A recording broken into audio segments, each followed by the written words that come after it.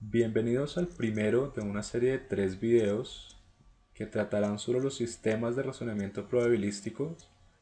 Estos videos estarán guiados por Angie Amud, Camilo Bello, Camilo García, John Freddy González y quien les habla, Sebastián Muñoz Castañeda. Estos videos están orientados para la asignatura Modelos estocásticos y simulación para computación y comunicaciones, dictada por el profesor asociado Jorge Eduardo Ortiz Triviño, materia la cual es ofrecida por el Departamento de Ingeniería de Sistemas e Industrial de la Facultad de Ingeniería de la Universidad Nacional de Colombia, sede Bogotá. La agenda que vamos a tratar en estos videos son: en el primero vamos a ver cómo capturar conocimiento incierto de manera natural y eficiente. En el segundo video se mostrará cómo las inferencias probabilísticas pueden ser eficientes en muchas situaciones prácticas. En el último video, y para concluir, se expondrán técnicas de ingeniería para la construcción de sistemas de razonamiento probabilístico. Ahora bien, entrando en materia, los sistemas de razonamiento probabilísticos son sistemas de razonamiento basados en modelos de redes y con base en las leyes de la teoría de la probabilidad se emplean para razonar en situaciones de incertidumbre. Es decir, permiten tomar decisiones racionales aun en los casos en que no haya suficiente información para probar que cualquier acción dada funcionará. ¿Cuáles son las posibles razones de usarlo? En esencia son tres. La primera es que no es necesario ser exhaustivo como en el razonamiento lógico. La segunda es el desconocimiento teórico. Esto quiere decir que no tenemos toda la información completa. Y el último es el desconocimiento práctico. Esto quiere decir que aun conociendo todas las reglas, no podemos o no sabemos cómo aplicarlas. Estos sistemas son basados en otra forma de expresar el conocimiento conocido como creencia o el grado de creencia que se tiene respecto a algo. Cuando creemos en algo que puede suceder, nos estamos basando en nuestras percepciones del entorno y no de una información certera. ¿Cómo así? Un ejemplo es que podemos inferir que una persona que tiene dolor de muelas tiene una alta probabilidad de que tenga caries. En este caso, esa alta probabilidad se está expresando como un grado de creencia de que ocurre o ocurra algo y no de qué tan cierto o no sea. Cabe resaltar que dicha probabilidad puede cambiar a medida que se conoce nueva información, como por ejemplo otros síntomas que tenga esta persona. Para representar esas situaciones de incertidumbre, es decir, la dependencia que existe entre determinadas variables que forman parte de una situación y la distribución de probabilidad conjunta de que sucedan, se usa una estructura de datos conocida como red de creencias. Esta es una gráfica que consta de un conjunto de variables aleatorias denominadas nodos de la red. Generalmente se representan por un óvalo. También tienen un conjunto de links direccionados o flechas direccionadas que conectan pares de nodos. Si la flecha apunta de un nodo X a un nodo Y, esto quiere decir que el nodo X influye directamente sobre el nodo Y. Y cada nodo tiene una tabla de probabilidad condicional que cuantifica los efectos que los padres tienen sobre un nodo. Los padres de un nodo son todos los nodos que tienen flechas apuntando a ese nodo. Algo importante para resaltar es que este tipo de gráfica no necesariamente define gráficos cíclicos. Por lo tanto, podemos decir que este grafo es acíclico dirigido. Ahora bien, tenemos un ejemplo sobre redes de creencias. Tenemos la siguiente situación. Hay instalada una alarma antirrobo en una casa. La alarma se activa normalmente cuando hay presencia de ladrones, pero también cuando ocurren algunos temblores. Existen dos vecinos, Juan y María, que tienen el compromiso de llamar a la policía si oyen la alarma. Sin embargo, pueden suceder dos situaciones adicionales con estos dos sujetos. La primera es que no llamen a la policía por tener la música alta y no escuchen la alarma, o la segunda es llamar a la policía por accidente al confundir el sonido de la alarma con el del teléfono. Aún así, si la alarma no se activara. ¿Qué pasa? Tenemos que nuestros nodos robo, terremoto, alarma, Juan llama y María llama serían nuestras variables. Las flechas serían la relación o la influencia que tienen entre variables. También vemos que cada variable tiene su tabla de probabilidades. Entonces, vemos como robo y terremoto son causas directas de alarma o para alarma. Es decir, que alarma solamente se activará si robo o terremoto llegase a suceder. Ahora, aunque robo y terremoto son causas para que María o Juan llamen a la policía, solamente ellos lo harán cuando alarma suene. ¿Por qué? Esto es debido a que Juan ni María detectan directamente el robo ni los temblores. Una de las situaciones que se describía al principio era el hecho de esas situaciones particulares donde se llamaba o no a la policía debido a la alta música o al sonido del teléfono. Estas causas están implícitas en las tablas de probabilidades. Y están resumidas en la asociación con las flechas desde el nodo alarma a los nodos Julián llama y María llama. De igual modo, puede haber un sinnúmero de factores o circunstancias que pueden afectar la situación, como por ejemplo que la alarma falle por factores climáticos o fallas directamente del mecanismo de la alarma, o que, no sé, María o Juan no logren directamente comunicarse con la policía. No estén en casa o escuchen otro ruido fuerte que los distraiga y les impida escuchar la alarma. Lo importante es tener un grado de aproximación alto frente a la situación, introduciendo solamente la información relevante.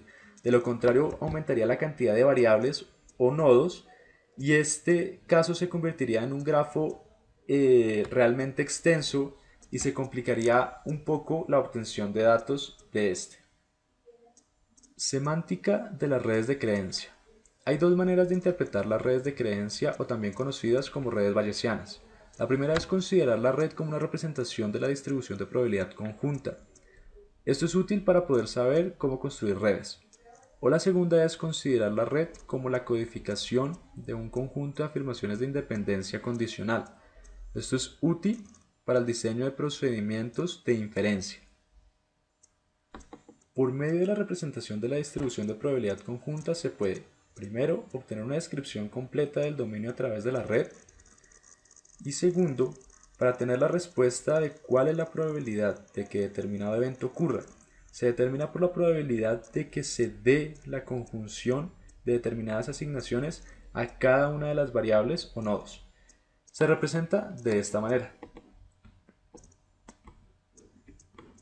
Y se calcula como la probabilidad de x1, x2, x3, x hasta xn, que es exactamente igual que la productoria desde i igual 1 hasta n de la probabilidad de x sub i, donde son los nodos o variables, dados las influencias de sus padres.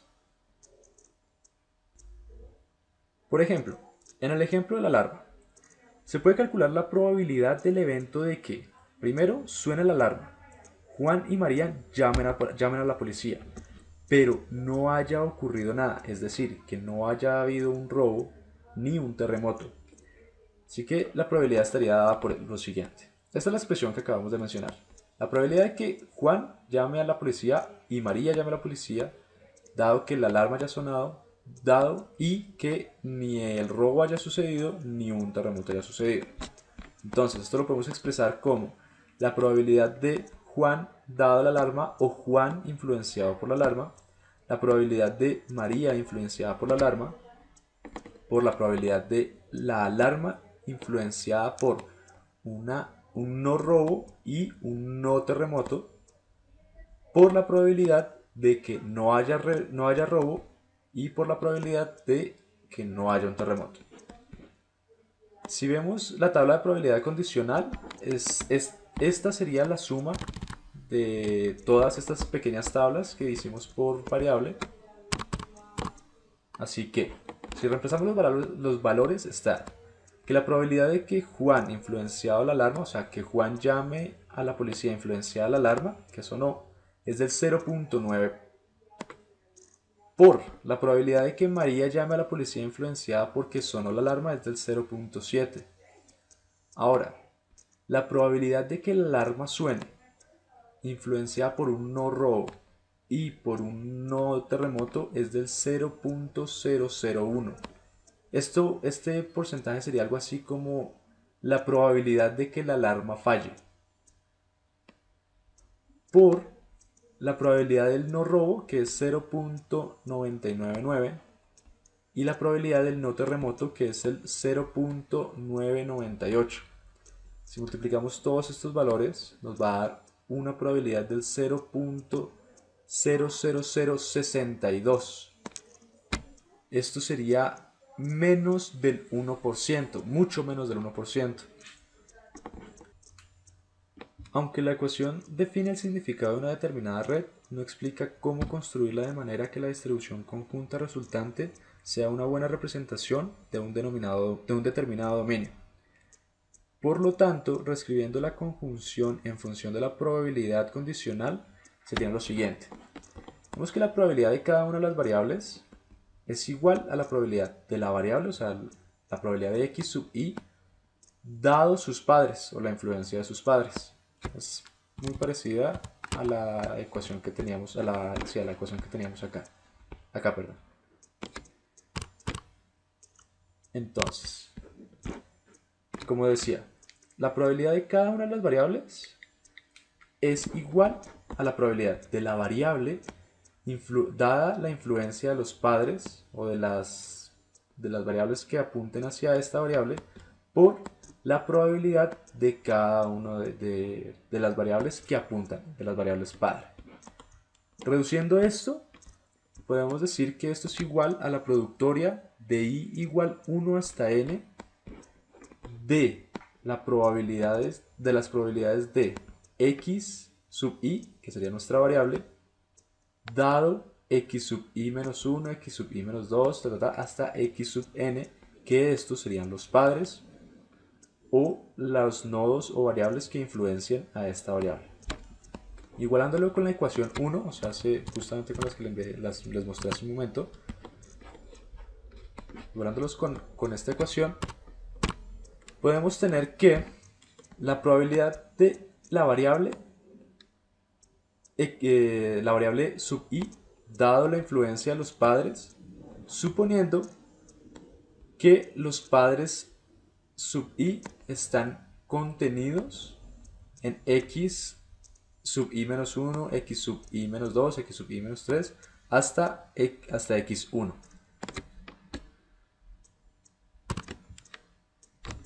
Bueno, el procedimiento general para construir una red. Primero, hay que elegir el conjunto de variables x sub i relevantes que describen el dominio o la situación. Segundo, debe haber un ordenamiento de las variables, o sea, hay que definir la forma como se van a ordenar las variables. Este paso es clave porque un orden malo puede llevar a representaciones poco eficientes o directamente erróneas, como lo podríamos ver en este pequeño ejemplo de imagen. Vemos que, si se dan cuenta, podemos retroceder un poco y ver que nuestra imagen o nuestra red de creencias real o confiable o la mejor hecha sería esta, que es robo terremoto apuntando a alarma y alarma apuntando a Juan llama y a María llama.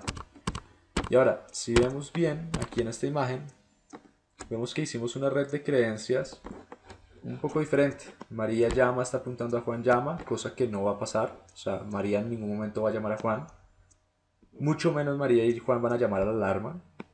Y la alarma pues está apuntando a robo terremoto, que se puede pensar en dado caso de que la alarma se activa si hay un robo. Eso puede que esté bien pensado, pero si lo ponemos en práctica ahí habría problemas. O en el peor de los casos podríamos encontrar las 5 variables, pero con demasiadas relaciones o con demasiadas influencias entre ellas, perdón. Ahora, mientras queden variables, se tiene que hacer Por cada variable x sub i que se escoja, se tiene que añadir a la red de nodos. Hay que hacer padres x sub i, ya sea un conjunto mínimo de nodos que ya existan en la red, tal que la propiedad de independencia condicional en la ecuación anterior se satisfaga. Y también habría que definir la tabla de probabilidad condicional correspondiente para cada x sub i o para cada variable. Relación de independencia condicional en red de creencias, o separación dependiente de la dirección o de separación. Bueno, ahora vamos a hablar de la segunda manera de interpretar las redes de creencia. Y vamos a hacer un análisis que muestra que una red de creencia expresa la independencia condicional de un nodo y sus predecesores, incluso de sus padres, y usa una independencia para diseñar un método de construcción de redes. Por lo tanto, es posible saber si un conjunto de nodos X es independiente de otro conjunto Y con base en el conjunto de los nodos de evidencia E, por medio de la separación dependiente de la dirección. Es decir, si la ruta no dirigida, recuerden que en este caso es independiente de la dirección de las flechas, que va de un nodo que está en X a un nodo que está en Y, tiene una separación dependiente de la dirección D por E. Entonces, tanto X como Y son condicionalmente independientes en función de E. Separación o deseparación. Un conjunto de nodos E desepara dos conjuntos de nodos X y Y si cada camino no dirigido desde un nodo en X hasta un nodo en Y está bloqueado dado E. Un camino está bloqueado dado un conjunto de nodos E si hay un nodo Z en el camino para el cual se cumple una de las tres condiciones siguientes. Entonces, las condiciones son las siguientes. La primera, Z está en E y Z tiene una flecha ingresando y otra saliendo. La segunda es que Z está en E y tiene ambas flechas del camino hacia afuera. Y la tercera es que ni Z ni ningún descendiente de Z está en E y ambas flechas apuntan hacia Z. Entonces en esta gráfica vemos las tres condiciones. La primera condición, Z dentro de E, una flecha entra, la otra flecha sale.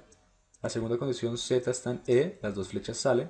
Y la tercera condición, que Z ni los descendientes de Z estén fuera de E, o sea, y las dos flechas entran. De una forma gráfica, para verlo mejor, está este grafo, que lo vamos a usar como ejemplo, que es una pequeña parte del funcionamiento de un carro. Entonces, tenemos que batería es padre de radio y padre de ignición, que a su vez ignición es padre de arranque y arranque es descendiente de gas o gasolina. Y arranque es padre de movimiento. Entonces, vemos que el carro tenga gasolina y que se oiga el radio son independientes si se cuenta con la evidencia de que las bujías están flameadas. Eso quiere decir que la ignición no funciona. ¿Por qué? Porque aquí vemos la primera característica en funcionamiento. Z, que sería este nodo, está entre E, que es nuestro nodo de evidencia, X y Y, que sería radio y gas. Entonces, de X viene una flecha entrando a Z y una flecha saliendo a Z. Ahora, la segunda es, la gasolina y el radio son independientes cuando se sabe que la batería funciona. Entonces vuelve y ahora pasa la segunda característica. Tenemos la batería, que sería nuestro Z, que está entre E, nuestros nodos de condiciones, X y Y, radio y gasolina correspondientemente. Entonces, Z, las dos flechas salen de Z. Esa es nuestra segunda característica. La tercera, la gasolina y el radio son independientes cuando no se cuenta con ninguna evidencia. Serán dependientes cuando hay alguna evidencia acerca del arranque del auto. Por ejemplo, si el carro no arranca, el que se escuche el radio es evidencia mayor de que nos hemos quedado sin gasolina. La gasolina y el radio son dependientes cuando se cuenta con evidencia acerca del movimiento del auto, puesto que esto se produce con el arranque del auto, del carro. Entonces, ¿qué tenemos ahí? Si no tuviéramos nodos de evidencia, podríamos fácilmente decir que radio es completamente independiente de gasolina. Pero, si por decir algo, los dejamos como nodos de evidencia podemos decir que si estoy escuchando la radio y traté de arrancar el auto y sé que la batería funciona porque el radio está funcionando y sé que la ignición está funcionando, entonces al no arrancar el auto quiere decir que me quedé sin gasolina. En este caso serían dependientes. ¿Ok? Esta es la bibliografía que se usó para la elaboración de esta presentación. Para las inquietudes pueden revisar la bibliografía o esperar para el tiempo en clase que tengamos para la solución de dudas. Espero hayan entendido y les haya gustado, que estén bien y que tengan buen día.